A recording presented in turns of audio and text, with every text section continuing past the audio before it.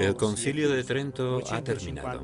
Los 150 padres han redactado las directrices para la reforma de la Iglesia, que estarán en vigor durante 4 siglos, hasta el Concilio Vaticano II. La reforma activada en Trento encuentra en el Papa Pío V a un hombre fiel y leal a las directrices que el concilio había dado. Dominico, íntegro, hombre piadoso, concreta con sus acciones la reforma pensada en Trento. En 1566, siguiendo las líneas maestras del concilio, publicará el Catecismo Romano, que se convertirá en el texto con el cual gran número de fieles aprenderán la doctrina católica. En 1570 publica el Misal Romano para la celebración de la Santa Misa. Su rigor y su fe relanzan a la Iglesia, en la que surgen cada vez nuevas vocaciones. Con Pío V, San Pío V, la figura del sacerdote salta al primer plano.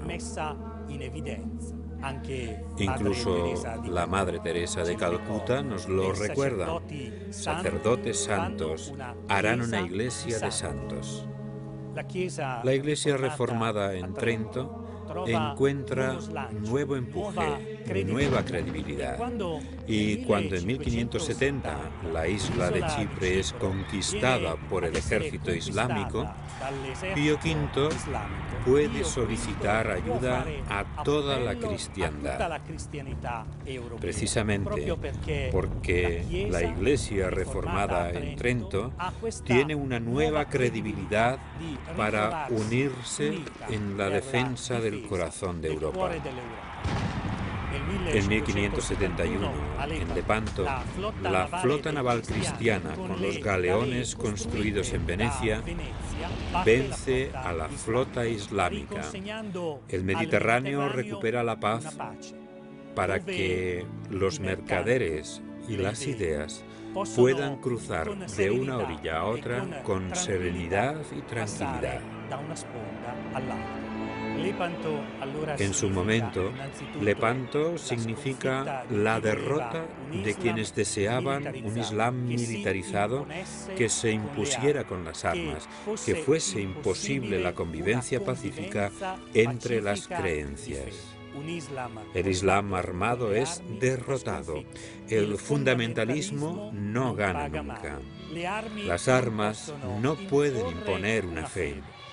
En esta derrota está también la victoria del concepto de democracia, en el que caben tanto la tolerancia como la reciprocidad. Es decir, la posibilidad de que otros credos convivan con el propio, así como que se permita llevar signos y disponer de lugares de culto abiertos en los que manifestar la propia fe. El modelo de obispo que nació de la Reforma de Trento tiene ciertamente como ejemplo a San Carlos Borromeo, de la diócesis de Milán.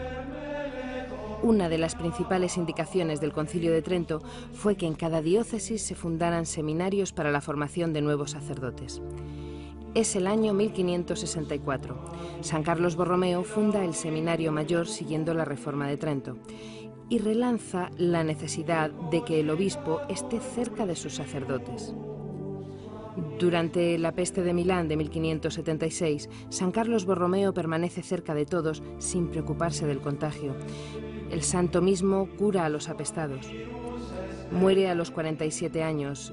En 1584 es enterrado en el corazón de la Catedral de Milán, en una capilla realizada íntegramente en plata. San Carlos Borromeo es un ejemplo concreto de lo que significó para la Iglesia la Reforma de Trento, volver a acercarse a todos. Ya no una jerarquía con sus privilegios, sino un pueblo de Dios único, unido por sus pastores.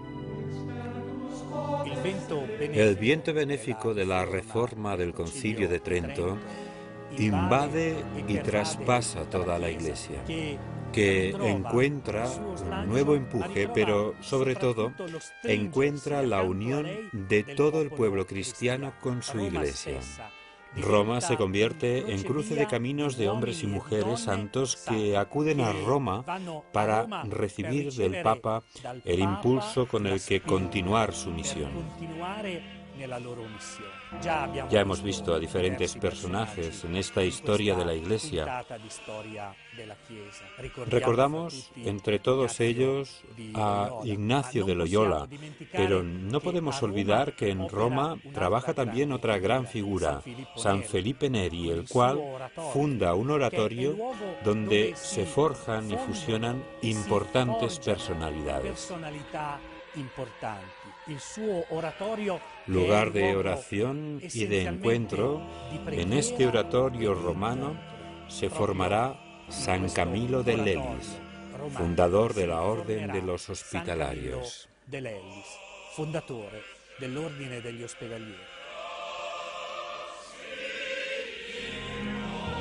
En el año 1550, en una región del centro de Italia llamada Abruzzo, nace Camilo de Lelis. Tras un pasado como soldado y jugador de azar, se convierte en 1575. Afectado por una enfermedad que le produce llagas, entra en contacto con el mundo de los hospitales y el sufrimiento de los enfermos. En el año 1584 es ordenado sacerdote. Aquí, en Roma, en la pequeña iglesia de la Magdalena, estará el centro de su gran comunidad. En 1586, el Papa franciscano Sixto V aprueba la Compañía de los Ministros de los Enfermos, sobre la que se fundará la Orden de los Padres Camilos.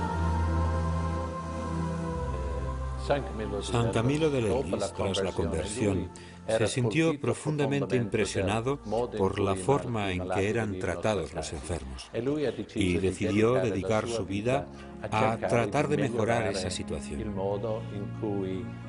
Decía que el conocimiento de Dios siempre llevará al amor de Dios, y si el amor de Dios es verdadero, siempre llevará al servicio. San Camilo atendió a las necesidades de su época con un espíritu extraordinario.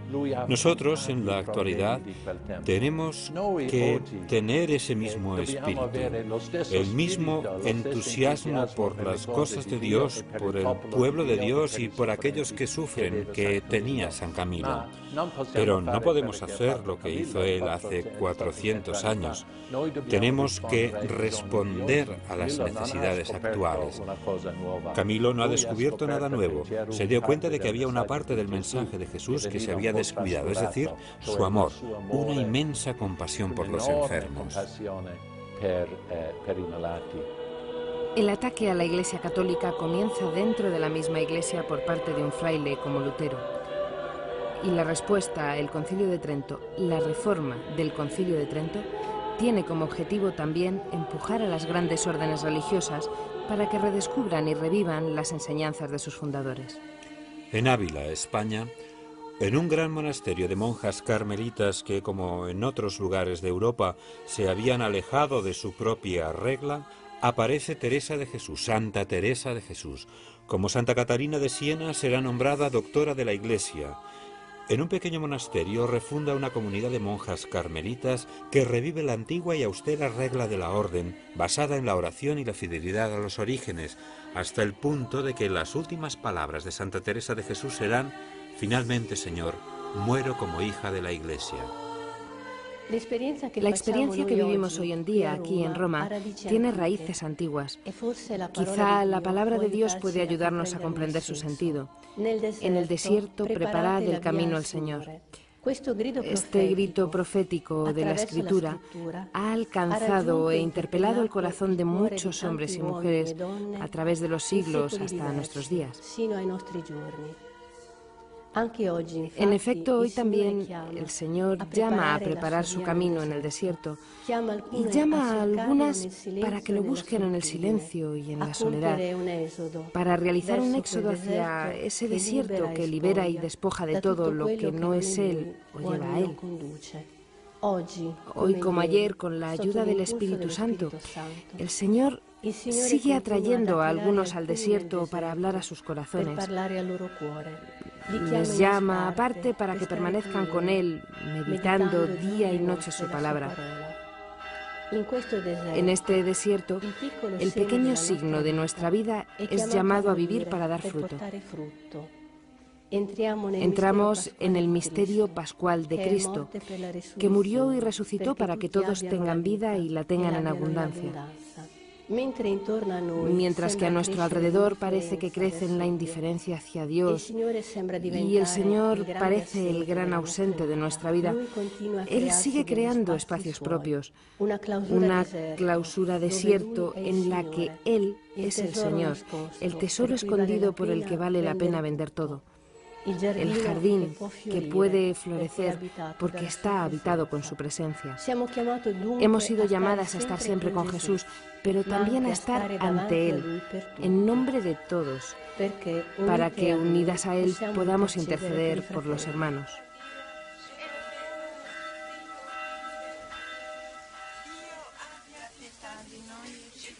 Hemos llegado a finales del siglo XVI. Como vemos en este mapa, la unidad religiosa de los cristianos se ha fragmentado. Aunque los católicos siguen siendo la mayoría de la población europea, por muchas zonas en el norte se han difundido los luteranos. El calvinismo ha arraigado solo en zonas muy concretas. En Francia, las tensiones entre católicos y calvinistas, que aquí se denominan hugonotes, desembocan en una terrible masacre en la noche del 24 de agosto de 1572, la noche de San Bartolomé, en la que fueron bárbaramente asesinados 20.000 inocentes. La noche de San Bartolomé es una masacre que no honra precisamente la historia de los católicos. Se necesitaron muchos años para recobrar la estabilidad y el equilibrio entre los cristianos en Europa, pero sobre todo en Francia. La plasmación de esta pacificación tiene lugar en la iglesia de Saint-Denis. El rey Enrique IV de Borbón abjura de la fe calvinista y retorna a la fe católica. Más al norte, en Holanda, en 1618, tras una larga y agotadora guerra entre las diferentes facciones, el país escoge el calvinismo. Y bajo el influjo del pensamiento calvinista en Inglaterra nace la corriente puritana dentro del anglicanismo que, perseguida, deberá abandonar la isla para encontrar su hogar en América del Norte. Pero, como hemos visto en el capítulo anterior, la Iglesia Católica es misionera. Entre los hombres santos y grandes que podemos recordar, hay un nombre que destaca. Es Francisco Javier, que desde la India alcanza Japón para luego llegar a China, llevando el Evangelio y la salvación de Jesús. Pero tras él, muchos otros pusieron pie en África, en Sudamérica y en otras zonas de Asia para llevar este anuncio de amor y de salvación. El 9 de febrero de 1621 es elegido Papa Gregorio XV, el primer papa formado en la escuela de los jesuitas. Uno de sus primeros actos fue reglamentar rígidamente la elección del papa. Y el segundo, no menos importante, fue la fundación de la Congregación de Propaganda Fide el 6 de enero de 1622, con la bula Inscrutabili, que se firmó el 22 de junio de 1622. Será también Gregorio XV, con su gran espíritu reformador, quien canonice a Teresa de Jesús, Isidro Labrador, Ignacio de Loyola, Felipe Neri y al gran misionero Francisco Javier el 12 de marzo de 1622. El Papa Gregorio XV funda la Congregación de Propaganda Fide porque se ha dado cuenta de que es necesaria una autoridad, un centro que coordine toda la actividad misionera. Y los medios que emplea Propaganda Fide son los vicarios apostólicos, los obispos nombrados por el Papa para estos territorios y la multitud de misioneros que, ofreciendo su propia vida al Señor, anuncian el Evangelio. No se puede hablar y comprender la actividad misionera en general y especialmente en la actualidad, al comienzo del tercer milenio cristiano, sin referirse a lo que la fundamenta y que explica también sus motivos y finalidades. Los cimientos están en el mandato del Señor, el cual, antes de subir al cielo, encargó a sus apóstoles y a sus discípulos que fueran por todo el mundo y predicaran la buena noticia a todos los pueblos, hasta los confines de la tierra. Mandato que la Iglesia ha asumido siempre como suyo y al que ha obedecido siempre desde el principio, como testimonian los hermosos relatos de los hechos de los apóstoles. La historia de la Iglesia en estos 2000 años es el testimonio más auténtico y concreto de cómo misioneros y misioneras, en respuesta a la vocación recibida del Señor, han dejado todo por difundir el mensaje de salvación a todos los hombres. Id y predicad, es decir, llevad la buena noticia, testimoniad que Cristo está vivo, que el Señor de la historia sigue derramando sobre los hombres su perdón y su misericordia. Desgraciadamente, aún en la actualidad, este testimonio se paga en muchos casos con la propia vida. Aunque la mayoría de las veces lo que hay es un consumirse lento y silencioso de estos misioneros que dan su vida día tras día, momento tras momento, por los hermanos y hermanas a quienes anuncian el Evangelio del Señor. Todos estos misioneros y misioneras que afrontan en la actualidad retos y situaciones extremadamente difíciles tienen el reconocimiento de toda la Iglesia y de manera especial de la Congregación para la Evangelización de los Pueblos, encargada por el Santo Padre para que organice y coordine toda la actividad que se desarrolla en los países de misión. Gracias a misioneros como Francisco Javier, la Iglesia Católica se expande en Asia. En el Japón de principios del siglo XVII había más de 300.000 católicos. Esta creciente presencia es sentida allí como un peligro hasta el punto de que los 300.000 católicos fueron exterminados. En la misma época llegan a China procedentes de Macao dos jesuitas, los padres Michel Ruggeri y Matteo Ricci. Lograron la confianza del emperador de China presentándose más como hombres de ciencia que como misioneros que hablaban chino y respetaban la historia y tradiciones de aquel gran país. Así tuvieron libertad para predicar. En aquellos siglos, los misioneros, sobre todo jesuitas y dominicos, se dedicaron a trabajar en dos ámbitos. Por un lado, protegían, sobre todo en Sudamérica, a los indígenas de la violencia con que eran explotados por los colonizadores. Por otra parte, trabajaban por resolver y aliviar el gran problema de los africanos esclavizados en las plantaciones. Un jesuita, Pedro Claver, ordenado sacerdote en 1616, decide ocuparse de los esclavos africanos. La Iglesia lo declaró patrón universal de las misiones entre los pueblos de raza negra. Precisamente los indígenas y los africanos son llevados a estas tierras americanas y son tratados como bestias, esclavizados de la manera más brutal.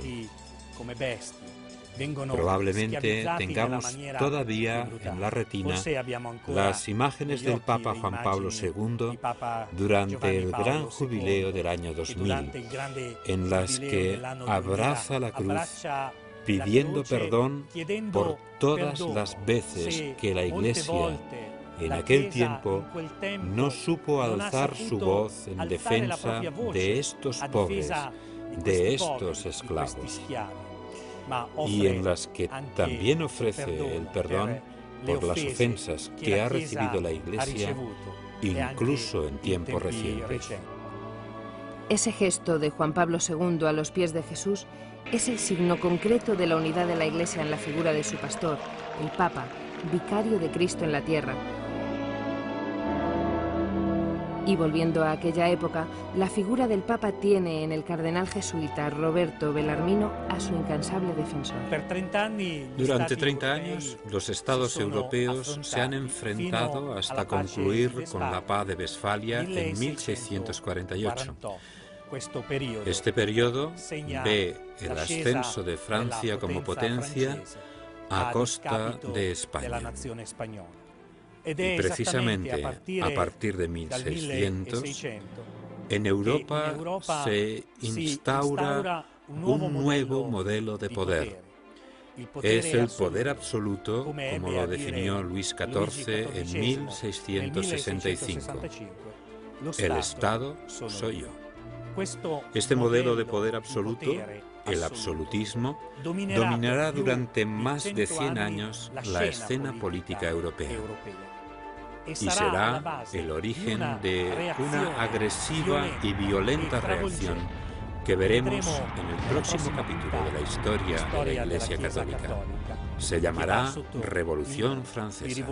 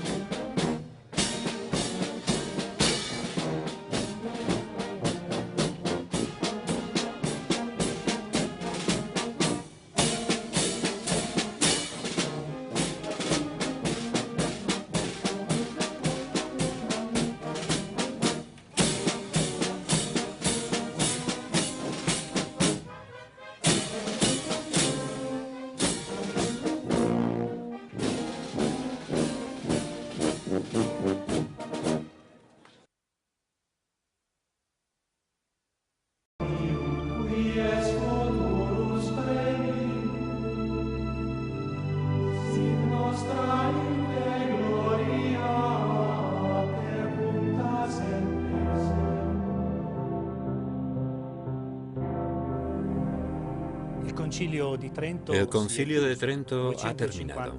250 padres han redactado las directrices para la reforma de la Iglesia, que estarán en vigor durante 4 siglos hasta el Concilio Vaticano II, en el texto con el cual gran número de fieles aprenderán la doctrina católica. En 1570 publica el Misal Romano para la celebración de la Santa Misa. Su rigor y su fe relanzan a la Iglesia en la que surgen cada vez nuevas vocaciones. Con Pío V, San Pío V, la figura del sacerdote salta al primer plano. Tiene una nueva credibilidad para unirse en la defensa del corazón de Europa. En 1571, en Lepanto, la flota naval cristiana con los galeones construidos en Venecia vence a la flota islámica. El Mediterráneo recupera la paz para que los mercaderes y las ideas puedan cruzar de una orilla a otra con serenidad y tranquilidad. La reforma activada en Trento encuentra en el Papa Pío V a un hombre fiel y leal a las directrices que el concilio había dado. Dominico, íntegro, hombre piadoso, concreta con sus acciones la reforma pensada en Trento.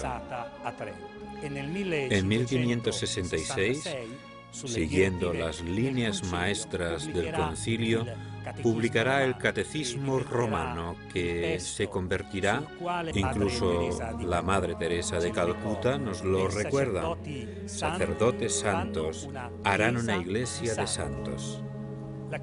La iglesia reformada en Trento encuentra nuevo empuje, nueva credibilidad. Y cuando en 1570 la isla de Chipre es conquistada por el ejército islámico, Pío V puede solicitar ayuda a toda la cristiandad. Precisamente porque la iglesia reformada en Trento